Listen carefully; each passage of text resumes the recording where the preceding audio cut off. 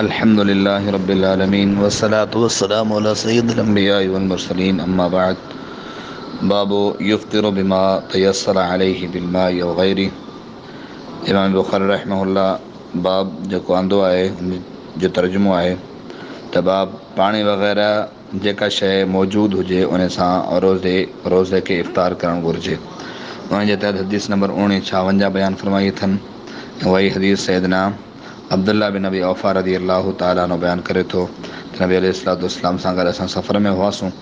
पाण सल्लल्लाहु अलैहि वसल्लम जिन असांखे फरमायो त पंहिंजी सवारी तां लहो ऐं लही करे पाणी वग़ैरह जो बंदोबस्तु करियो, सतो खे ठाहे करे पेश करियो त रोज़ो खोलियो वञे। पूरी हदीस आहे। इमाम बुखारी रहमहुल्लाह इन हदीस खे आणे करे इहा ॻाल्हि साबित करणु चाहे थो ऐं साबित कई आहे त जेका शइ इंसान वटि जंहिं मौक़े ते मौजूदु हुजे त उन मौक़े ते इस्तेमालु करे ऐं इंसान यानी रोज़ो इफ़्तार करे सघे थो। उहा नबी अलैहिस्सलातु वस्सलाम जेका आम सुन्नत आहे उहा नबी अलैहिस्सलातु वस्सलाम जी इहा आहे त पाण सल्लल्लाहु अलैहि वसल्लम इफ़्तार जेको आहे से खुजूर सां कंदा हुआ।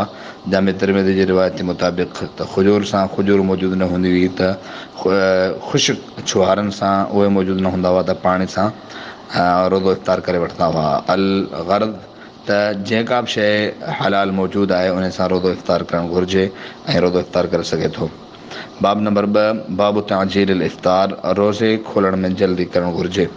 उन जे तहत हदीस नंबर 1957 सैयदना सहल बिन सअद रज़ी अल्लाहु ताला अन्हु फरमाइनि था अन रसूलुल्लाह सल्लल्लाहु अलैहि वसल्लम ला यज़ालु अन्नासु बिख़ैरिन मा अज्जलुल फ़ितर।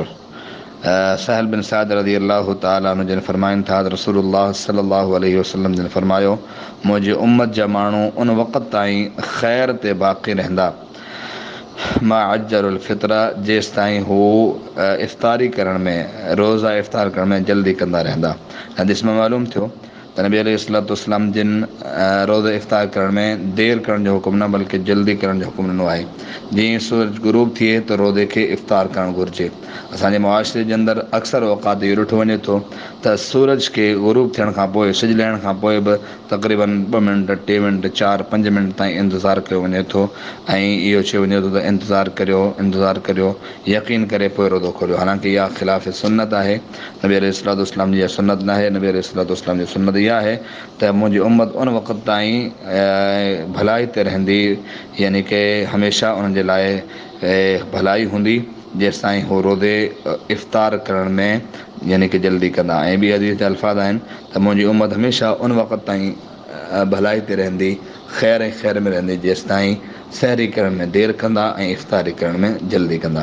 त ॿिनि रिवायतुनि मां इहो मालूम थियो त सहरी जे अंदरि जेको आहे से देरि करणु घुरिजे ऐं इफ़्तारी में जल्द करणु घुरिजे। इफ़्तारी में जल्द करण जो मक़सदु इहो त जीअं ई सूरज गुरूब थिए थो त इंसान खे इफ़्तार करणु घुरिजे बल्कि एहतियाती तौर ते जेको अक्सर असांजे मुआशिरे जे अंदरि 2 मिंट या 5 मिंट जो जेको एहतियात कयो वञे थो इहो ख़िलाफ़ सुन्नत आहे। इन जो एहतियात न करणु घुरिजे ऐं नबी अलैहिस्सलातु वस्सलाम जी सुन्नत जे मुताबिक़ अमल करणु घुरिजे।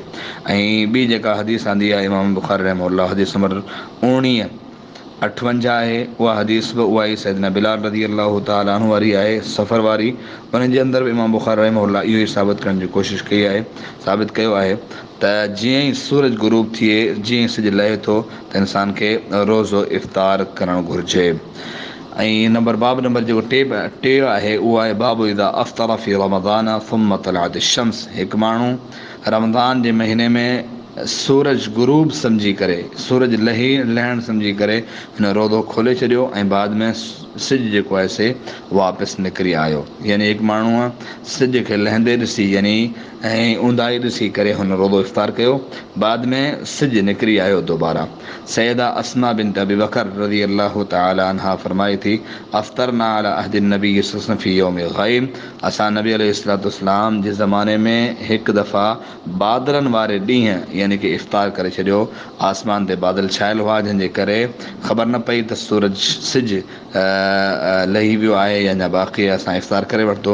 सुम्म तलअत शम्स पोइ सूरज निकिरी आयो यानी बादल हटी विया त सूरज ज़ाहिर थी वियो। क़िल हिशाम खे खां पुछियो वियो त फ़उमिरू बिल क़दाई छा उन रोज़े खे दोबारा क़दा जो हुकुम ॾिनो वियो त हिशाम चवे थो त क़ाल बुद्ध मिन क़दाइन, यानी कि क़दा खां अलावा ॿियो को चारोकारी कोन हो। हिन हदीस में इहा शइ मालूम थी त जेकॾहिं माण्हू भुल में ऐं इफ़्तार जे टाइम खां पहिरियां, सिजु लहण खां पहिरियां जेकॾहिं अहिड़ी सूरत हाल अहिड़ी कंडीशन में जेकॾहिं को रोज़ो इफ़्तार करे वठे थो त पोइ उन रोज़े जी क़ज़ा आहे, हू दोबारा उन रोज़े जी क़ज़ा ॾींदो, बाक़ी ॿियो को गुनाह कोन्हे।